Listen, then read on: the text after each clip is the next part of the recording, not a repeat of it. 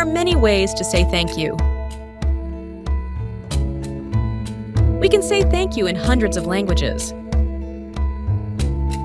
Write notes and send them to our loved ones. Or get more creative than that. We even have an entire holiday devoted to saying thanks. But this Thanksgiving, how can we make gratitude more than just a day? And what does the Bible have to say about being grateful?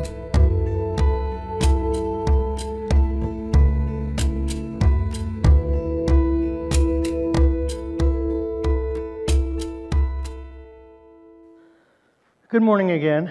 It's good to see all of you. Today I wanted to start out and I wanted to tell you about one of the first guys that really reached out to me when I first started this church.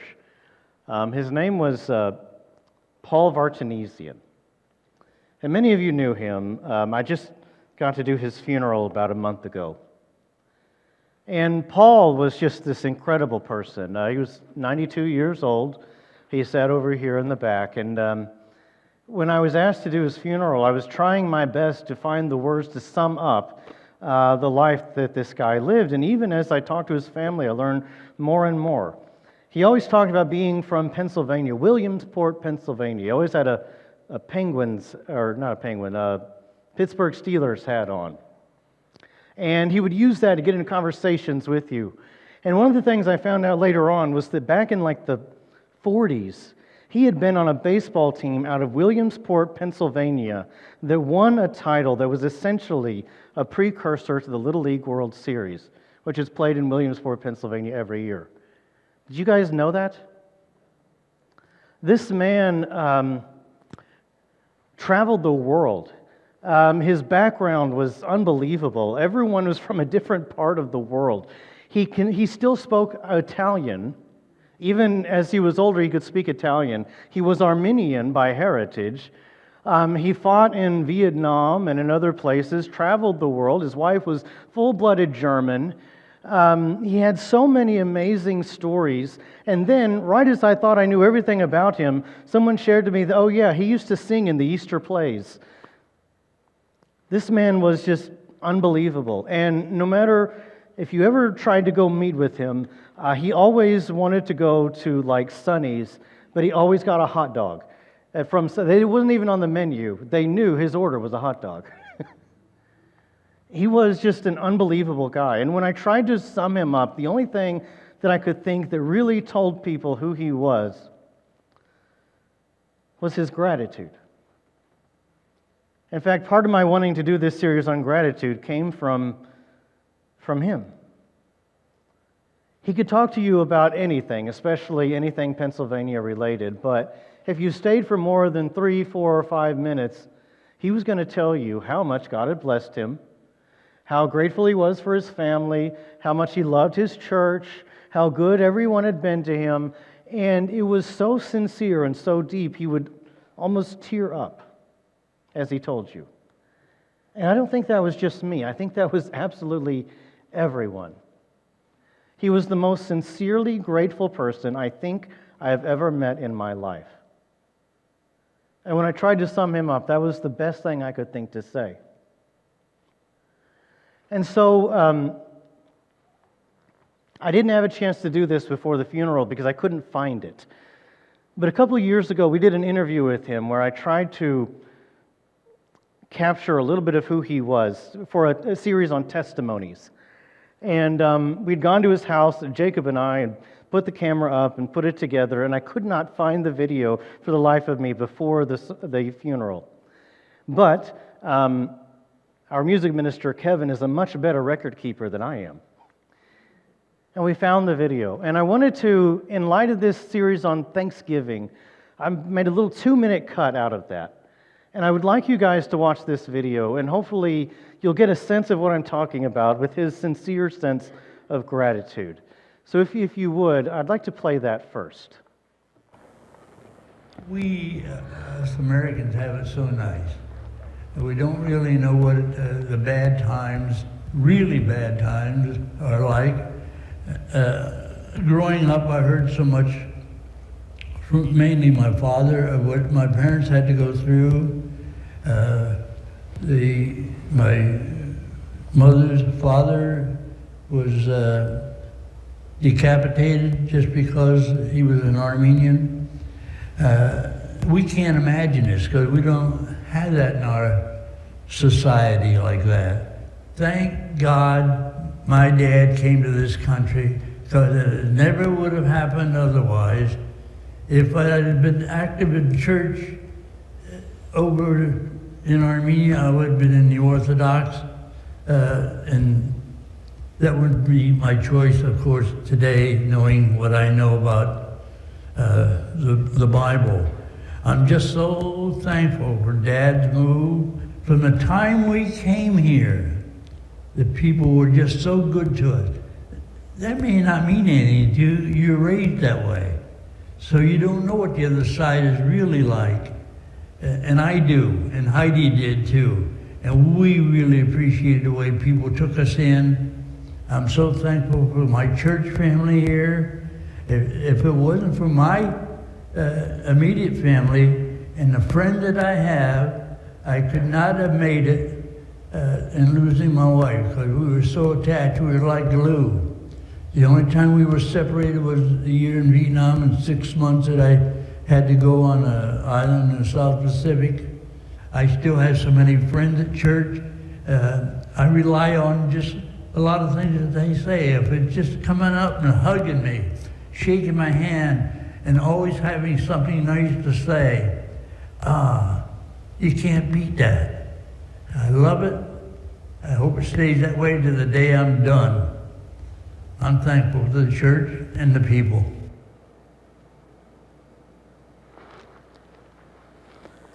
You notice how many times he said, I'm thankful? This was his spirit. It's who he was. And it always blew me away. And when I went to preach on it, I had to, pick a Bible passage. And the one that came to mind is the one I want to start with today. We'll go a little deeper than I did then, but it's the story, it's out of Luke chapter 18. It's a fantastic story. I'm sorry, it's 17, back in 17. In Luke chapter 17, there's this curious story that really talks about Thanksgiving in a profound way. Let's see, Luke 17 and verse 11. Now, on his way to Jerusalem, Jesus traveled along the border between Samaria and Galilee. And as he was going into a village, 10 men who had leprosy met him. They stood at a distance and called out in a loud voice, Jesus, Master, have pity on us. When he saw them, he said, Go, show yourselves to the priests. And as they went, they were cleansed. So we got 10 people with leprosy living, by the way, in Samaria, which is where he had to go to get to where he needed to go. And all 10 of them are healed as they're walking back to the priest because of what Jesus did. Verse 15. One of them, when he saw he was healed, came back, praising God in a loud voice. He threw himself at Jesus' feet and what's that word? Thanked him. And I love the little side note that the author gives us, and he was a Samaritan, as if you shouldn't have expected that. Notice how praising God and being grateful go hand in hand in this story. Verse 17, Jesus asked, Were not all 10 cleansed? Where are the other 9? Has no one returned to give praise to God, again, except this foreigner? Then he said to him, Rise and go, your faith has made you well. In this story, we see a few things. One, gratitude is connected to glorifying God. It is because he was grateful that he came back and said thank you to Christ. And Jesus said that that was a praise to God. When you're grateful, you praise God for what you have. And I think the second thing we see is that gratitude is a rare quality. I don't know if you can put a percentage on it, but at least in this story you can. Out of 10, how many came back? 1. It's a rare quality. I don't know many people who are truly, from their souls, grateful. And I think one other point that I want to make from it is the people who are grateful are nobodies. I say that politely, I really do. But first of all, leprosy in their society, you know how unpleasant that was, right? It meant that you couldn't be in society. You had to be pushed out in colonies outside of the city and could not come in contact with other people because you were not fit to be near. It's a lonely life. Some accounts even say that as anyone came near you, you had to cry out, "Unclean, unclean," because they didn't want to become ceremonially unclean when they were near you. Lonely life. On top of that, this man is a Samaritan, meaning he's already rejected by the Jews. He's already a half-breed. He's not well liked. This is the lowest of the low. And the lowest of the low, the nobodies in the world, that man comes back and says, "Thank you." What I'm getting at is I think gratitude is tied to humility in a way we don't often acknowledge. Gratitude and humility shake hands and create in people a contrite and beautiful spirit. That is, I think, at least partly what made Paul so special to me. And I want to take that story of the nobody who had the audacity to go back to Christ and say thank you. And I want to compare it to a different story. And I didn't do this in the funeral. This is new, but it adds a layer that I think really matters. And it's only one chapter later. Just flip over to Luke chapter 18 in your Bibles. And I want you to see this story. You may have heard this story as well, but I don't know if you've ever read it side by side to the other one. To some who were confident in their own righteousness and looked down on everyone else. I love when the Bible tells you exactly who Jesus is talking to and why. It really lets you understand what he's trying to get at right up front. To some who were confident in their own righteousness and looked down on everyone else, to those people, to that audience, Jesus told this parable. In a parable, there's always something absurd. It's a story of everyday life that has some meaning and truth to it. And he tells it this way, verse 10, 2 men went up to the temple to pray, that is, to worship God, to pray in the temple and give their heart and soul to Him. One was a Pharisee. These were the religious elite of their days, the ones that did all these things to be right in the eyes of God. And the other one was, what? A tax collector.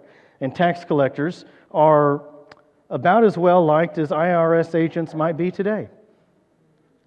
Actually, way worse, believe it or not. Because they were fellow Jews taking money from fellow Jews for an empire that had conquered them. They were not only taking your money, they were traitors in the process. And they weren't given profits, like they weren't given a paycheck. Their paycheck came from overcharging you. Sorry. Tax collectors were not liked. They were certainly the lowest of the low in terms of how people perceived them, although they may have lived more richly. So with these two very different men praying in the temple, verse 11, the Pharisee stood by himself and prayed, God, and what magic word does he use? I thank you. I'm so grateful, God, for all that you've done for me, except that's not what he says. God, I thank you that I am not like other people, robbers, evildoers, adulterers, or even, like this tax collector over here. I have to wonder if he was like within earshot, did he even care? I fast twice a week and give 1/10 of all that I get. Verse 13, but the tax collector stood at a distance. He would not even look up to heaven. He beat his breast and said, God, have mercy on me, a sinner. And Jesus gives the surprising, shocking part of this parable. He says, I tell you that this man, rather than the other, went home justified before God. For all those who exalt themselves will be humbled, and those who humble themselves will be exalted.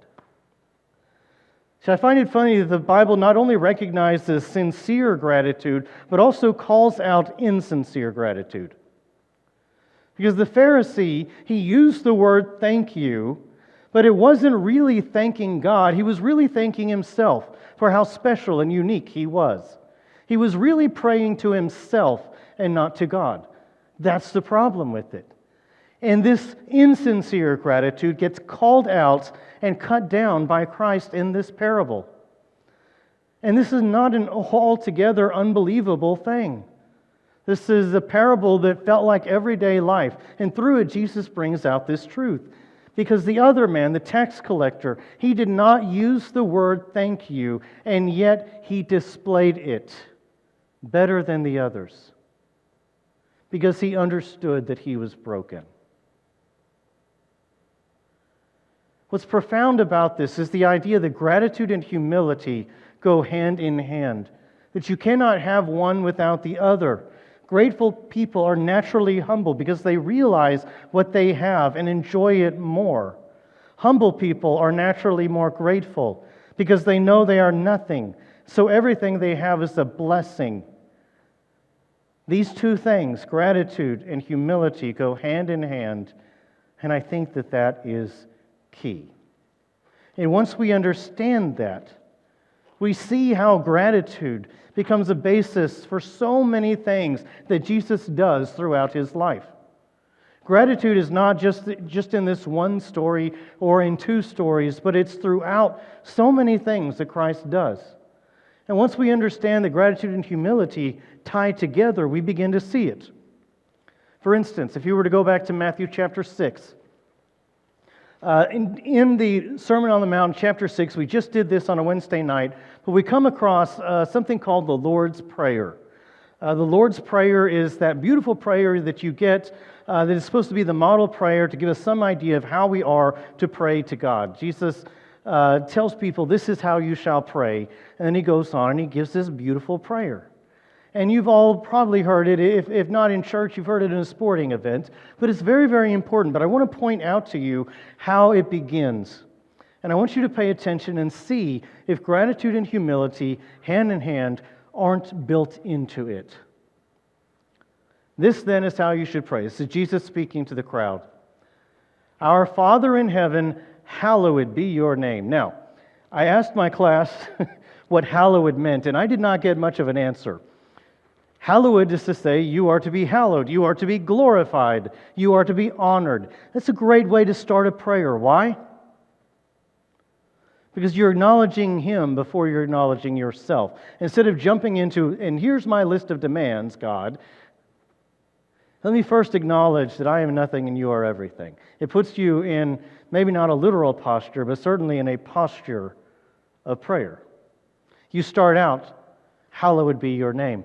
And then you follow that up with, your kingdom come, your will be done on earth as it is in heaven. Which is to say, God, I want your will to be done, not my own. And that occurs before I ask you for anything. Before I ask you for a single thing, I want you to know that I care that your will be done before I care that my will be done. Because ultimately this is about you and not me.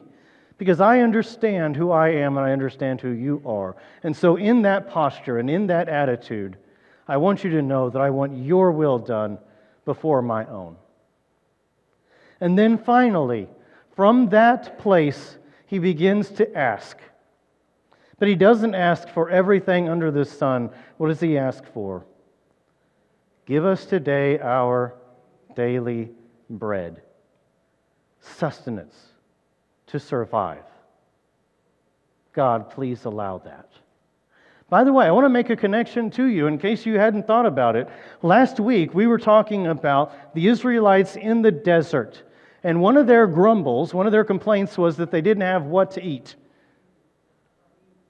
Well, food. And then Jesus provided that by bringing down what from heaven? Bread from heaven, which they called manna. Okay, so they grumbled over their literal daily bread. They were only supposed to gather enough for that day. Jesus is sort of referencing back that season of grumbling. There's a connection there between these things. Give us our daily bread, just like God provided for them their daily bread in the desert through miraculous means. God, provide for me what I need to get me through today, just as He did in the desert. And so there is a sense of humility in the way he approaches God in his prayer. And I think a sense of gratitude, because instead of asking for everything and anything, he asks for just enough to get by. And when you do that, when you come before God in that posture, gratitude is the natural result, because you see God miraculously provide you with food from heaven every single day. That makes you grateful. If Christmas is coming up, and if I go out and I buy my son this really cool toy, and he opens it up on Christmas morning, he's only 5. He might respond with who knows what. He might say, "Oh, I wanted the other one," or "This is all. Are there more?" Would you describe that as grateful? No. What are you as the parent going to do? I'm going to try not to do this, but what would you naturally do? You are the most ungrateful child I've ever met in my life. Any of you have said those words? Gratitude comes with realizing that you've gotten enough and being grateful for that. And so I think there's some connection there. Another one, I think, is a great example of Jesus utilizing this idea of gratitude and humility side by side. There's a story. There's a story where Jesus is at a Pharisee's house, and he's eating there. They're having this meal. They're having conversation. And, of course, Jesus is never comfortable in a Pharisee's house because they usually don't have great opinions about him. And I think he would probably agree that he has different opinions about them.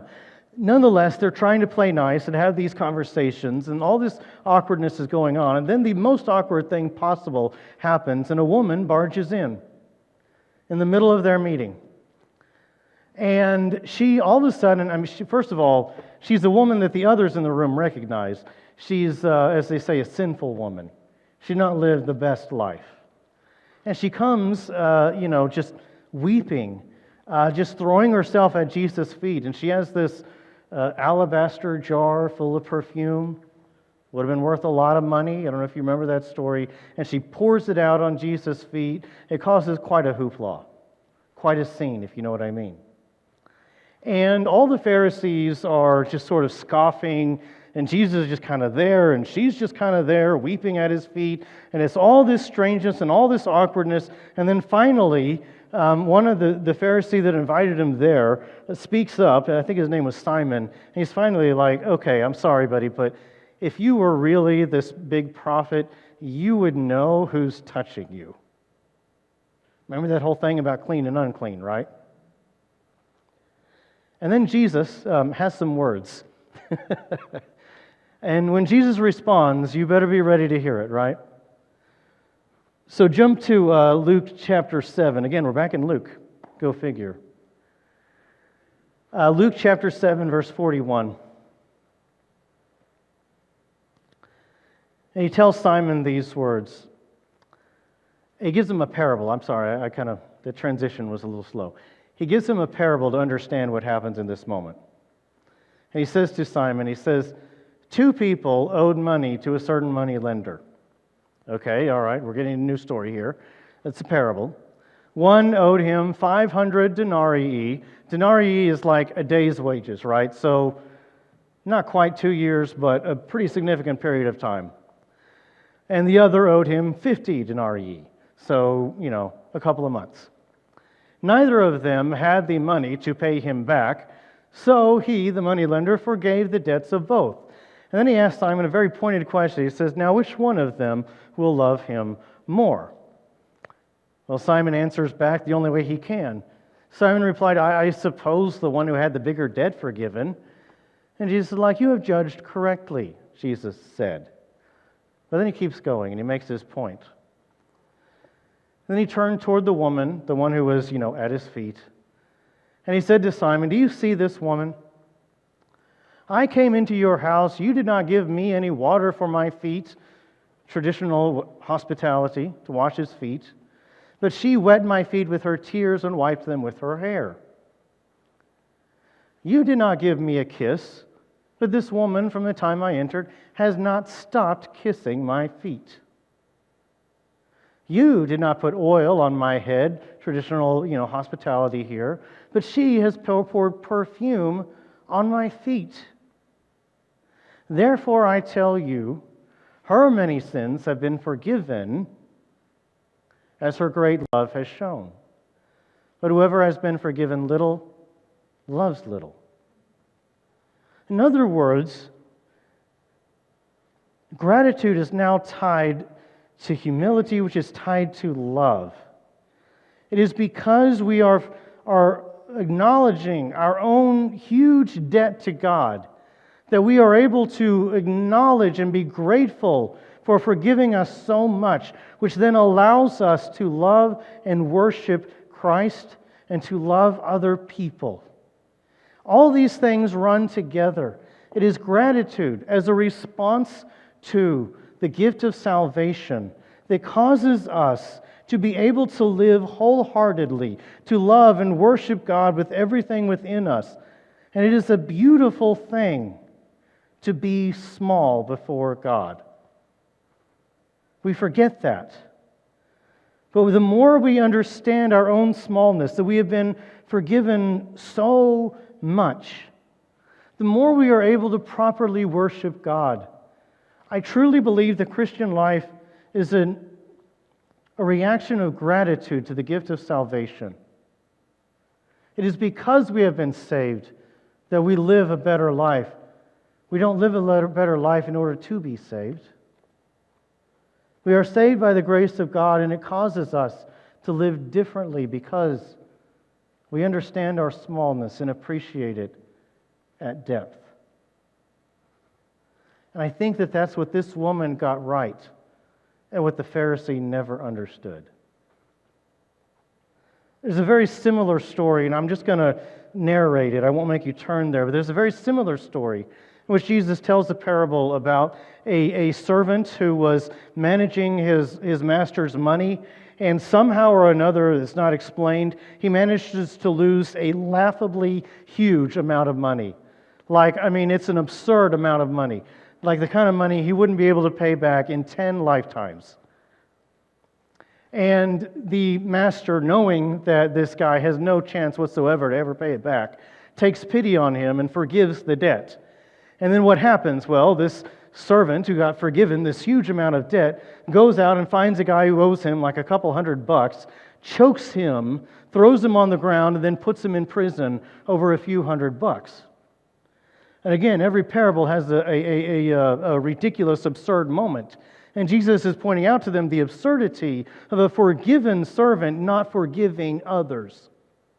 You would think he would be grateful for how much he had been forgiven, and yet he had the audacity to go out and be angry at someone else. Because he did not understand how much he'd been forgiven, he did not have the humility to act in accordance with the grace he'd received. And once again,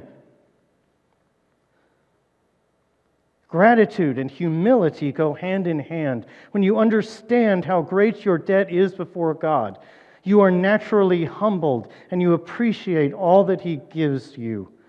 Gratitude and humility working together. It changes everything. You need gratitude and humility to love others. You need gratitude and humility to worship God properly. You need gratitude and humility to be able to forgive others who have wronged you. How in the world could you ever do that if you did not realize your own smallness in things? You have to literally bring yourself lower to understand and forgive another person. You have to have gratitude and humility to be a follower of Christ. It's the only way. As the spirit with which we are all supposed to have. So I think that Jesus ties these things together throughout His life and His parables, and I hope this brief survey pulls that together for you. But I also want to talk a little bit about my own experiences. Because this idea of gratitude and humility are hard to find, and they are rare, even in our own day. And I'll give you this small experience of mine. Some of you know that Jen and I got married, we were 30, basically. We were out of school and everything. And there was a period of time in my life where I did not know if I was going to get married. Did you ever have that same feeling? I was wanting you to say, no, I had all the confidence in the world. I was worried, would I ever get married? And beyond that, I really doubted I would ever have kids. I just didn't think it was in the cards for me for the longest time. And the reason I tell you that is because I think coming from that perspective caused me to appreciate the parenting experience in ways I wouldn't have. Because I didn't expect, it wasn't like, I didn't assume this was going to be part of my life. So when I got it, like it meant something different. I know that everyone enjoys parenting and appreciates it, but for me, it felt like a specific and special blessing. Parenting is just weird. You hear all the horror stories and people bemoaning the long nights and all the things that kids can do and get in trouble. But in a way, you almost enjoy doing everything for and with them in those earliest years. You know what I mean? Like, I used to be so awkward with kids. And someone asked me what surprised me the most about being a parent, and my honest answer was that it came so much more naturally than I expected. For real, and that may not be the case for everyone, but it just was for me. In a weird way, you appreciate the crying because you know they're healthy and have strong lungs. In a weird way, you appreciate laying on the floor all night next to the crib because you know if you get up and try to leave, they'll wake up and cry all night. You appreciate that you put carpet in that room. You appreciate all these little things that you always thought were going to be burdens. And there's this weird sense of, I get to do this. I get to experience being a dad. And it's strange what it does to your mind. Macon is 5.5, and he still wakes me up in the middle of the night to ask me to cover him back up in his blanket. Because he got up and went to the bathroom and needed someone to put the blanket over him. And part of me will, in fact, complain to him, son, you don't need to wake me up to do that. You can learn to do it on your own. But there's this other part of me that does it anyway, because I know that very soon he won't ask me anymore. Is that not the strangest thing on the planet? There is something about when you don't assume you're going to get an experience, that you appreciate that experience in ways you wouldn't have if you just assumed it was going to be part of your life. For me, I had that experience in parenting. For you, it may have been something else, but it was just my experience. And the reason I tell this is because I think that life, in all of its difficulties and in all of its hardness, if you will, all the absurd things that happen to you, there's a lot of life that is like that. You could complain and be annoyed by it. Rainy mornings and ridiculous traffic and spilled coffee in your car. But through the right lens, even that is something to be grateful for. Beautiful in its smallness. It's the unique experience of being alive because there's a God of the universe that allows you to live one more day. And all that ordinary and all that small and all that annoying is part of the blessing that when you get the right perspective becomes so much to be grateful for. That is the beautiful spirit that I think a Christian should inhabit. When gratitude and humility shake hands and create the follower of Jesus. Here's my application steps. I broke them down a little differently today. Discuss. This could be, at lunch somewhere or later this evening. discuss, how do humility and gratitude go hand in hand? Which is more difficult? I don't know if that's a fair question because they're both hard. But do you personally struggle to be more grateful or struggle to be more humble? Likely they both need to happen. Number two, observe. Take time to look in your life and find the blessings that are present in ordinary and even mildly annoying moments. You get to do this. You get to be a parent. You get to drive a car to work. You get to have a job and income provided for you. You get to go to Christmas holidays that you have to drive stupidly long for and stay way longer than you wanted to. But you get to do it. Observe those blessings and remind yourself of it. And then last, pray. Pray, God, remind me what I deserve and what I do not. And because I acknowledge what I am owed in this life and what I am not owed, guide my thoughts to your goodness every day. And when you do that, you get to have a little bit of gratitude, and it changes everything. This is something we all need to work on, myself included, but I think it's something worth working on, because gratitude and humility tied together are, I think, the beginning point of a soul that can really be a benefit to the kingdom of God. If you will, bow your heads. God, thank you for loving us so much, for giving us this cool morning to come to church and sit through, boring sermons and songs. But to be able to get to worship and honor and hear about you. Thank you that we're here. Thank you that we're alive. And please work in our hearts and our minds to appreciate that more.